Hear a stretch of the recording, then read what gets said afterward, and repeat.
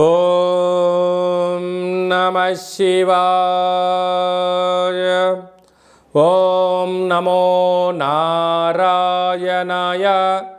కర్మ నివారణ, నరదృష్టి నివారణ, సంచిత ప్రారబ్ధ ఆగమిక కర్మ నివారణ, తులాభార కాల భైరవాయ నమో నమః. ఓం దిగంబరాయ విద్మహే గజవాహనాయ ధీమహి తన్నో కపాలకాల భైరవ ప్రచోదయాత్.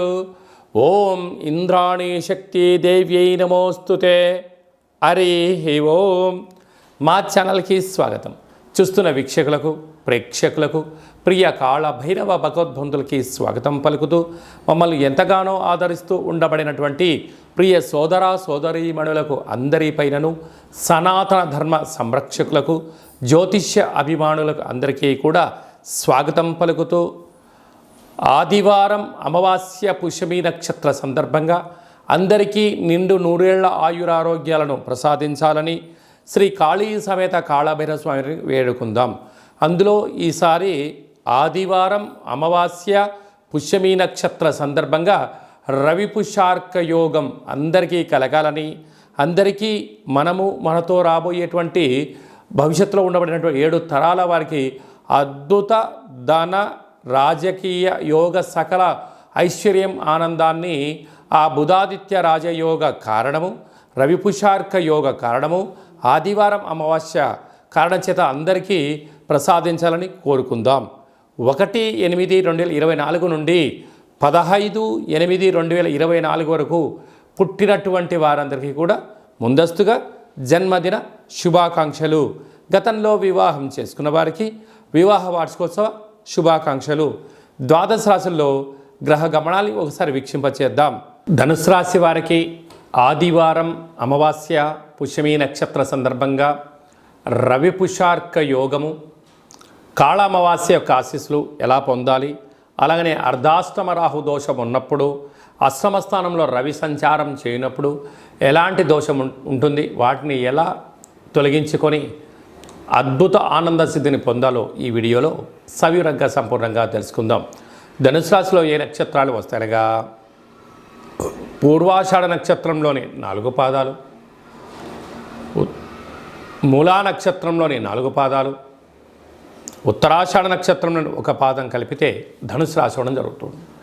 చాలామందికి పుట్టినటువంటి కాల సమయంలో డేటా ఆఫ్ బర్త్లో లేనటువంటి కారణం వలన పేరు యొక్క మొదటి అక్షరాన్ని అనుసరిస్తూ రాసిన తెలుసుకునే ప్రయత్నం చేద్దాం.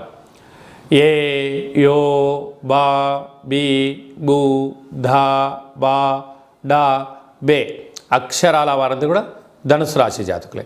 ధనుసు రాశి యొక్క అధిపతి దేవగురు బృహస్పతి కనుక వీరికి అర్ధాష్టమ రాహు, శని భగవానుడు ధనస్థానం వైపు వక్రగమన ప్రయాణం అవ్వడం, అష్టమ స్థానంలో రవి సంచార స్థితి ఉండడం వలన ఆదివారం అమావాస్య పుష్యమి నక్షత్ర సందర్భంగా తెల్ల జిల్లెడు వృక్షానికి పూజ చేయడం, తెల్ల జిల్లెడు వృక్షం చుట్టూ ప్రదక్షిణ చేయడం, ఆ యొక్క పూజ చేసి దీపం పెట్టి ధూపదీప నైవేద్యాలు పెట్టిన తర్వాత అందులోంచి ఒక వినాయకుడు రూపం కలిగినటువంటి మొదల్ని వేరుని తీసుకుని వచ్చి బాగా కడిగి సింధూరాన్ని పూచి శ్వేతార్క వరసిద్ధి తంత్ర తాంత్రిక కాళభైరవ హోమ కార్యక్రమాన్ని చేసుకొని ఇంట్లో పెట్టుకున్నట్లయితే అద్భుతమైన ఆరోగ్యం, ఆనందం, జీవన విధానంలో మంచి మార్పులు, ఆరోగ్య సిద్ధి, ఆనంద సిద్ధి, ఐశ్వర్య సిద్ధి, అఖండ లక్ష్మీ కటాక్ష సిద్ధి కలిగి మీరు ఏదైతే అనుకుంటున్నారో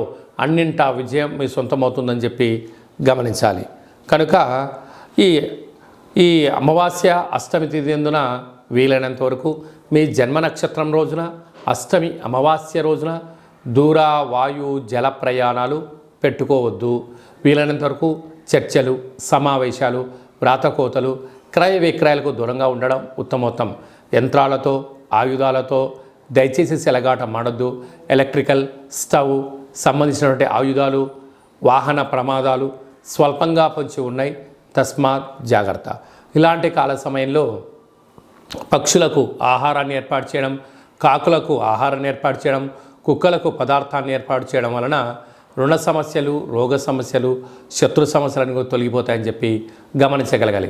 కనుక మౌనం, ధ్యానం, సూర్యాదన, సూర్య ఆరాధన, సూర్య నమస్కారాలు మీకు అదృష్టాన్ని, ఆనందాన్ని తీసుకొచ్చి పెడతాయని చెప్పి గమనించాలి.